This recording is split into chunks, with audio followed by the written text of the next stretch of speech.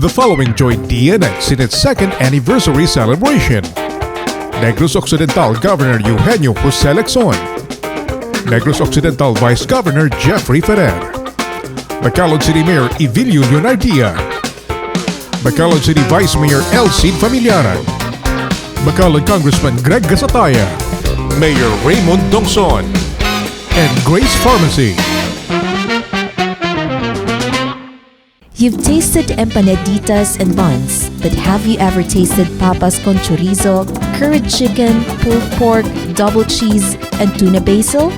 Only Jinkies Kitchen offers these flavors. Catch a bite now of Jinkies Kitchen empanaditas and buns at Kmart, Monsterific at Singkang and Talisay City, San Carlos, Silay City, Lopez East Center, and Lopez San Sebastian. Jinkies Kitchen empanaditas and buns, a pocket full of goodness. Nature's Perfect Lunchbox. For perfect eggs, fresh and clean, guaranteed all the time. For orders, text or call 0907-838-7958.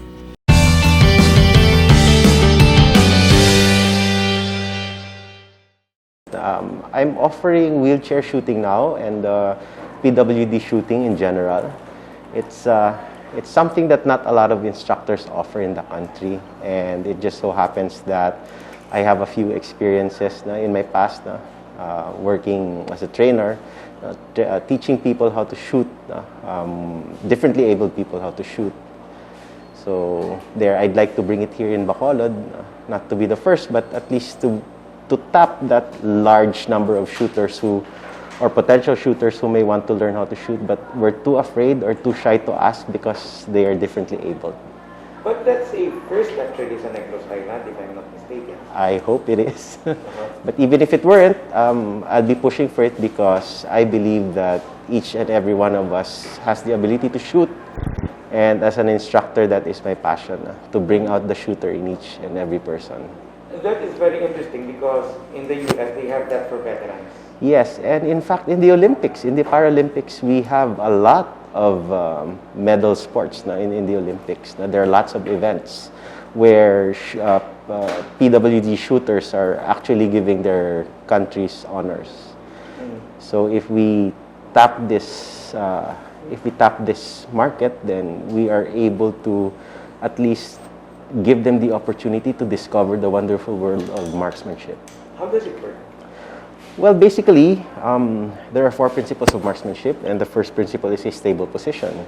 And you being in a wheelchair or in crutches would give you an edge, actually, over those who aren't using any.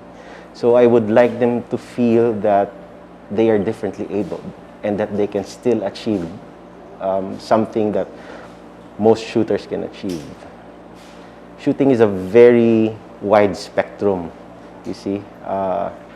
The shooting competitions you see here are the IPSC, the PSMOC, the USPSA. That's just one discipline. We have bullseye shooting, we have Olympic shooting, we have skeet shooting, and we don't have those here in Negros. I'd like to bring that here. The following joined DNX in its second anniversary celebration.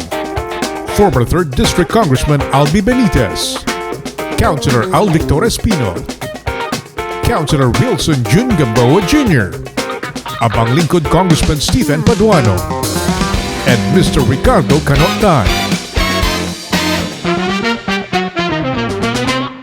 With NIR shooting range in Santa Fe Resort, Barangay Granada, we have facilities that will allow wheelchair shooters to learn how to shoot.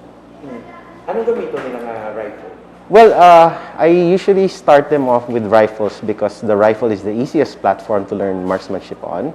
And then we can graduate into pistol and then, of course, the shotgun. The shotgun is particularly tricky because of the recoil that it gives the shooter. So I'll be teaching techniques on how to control your wheelchair or your crutches while firing the shotgun. And I'll be on a wheelchair myself when I teach. That would be a 22 caliber rifle.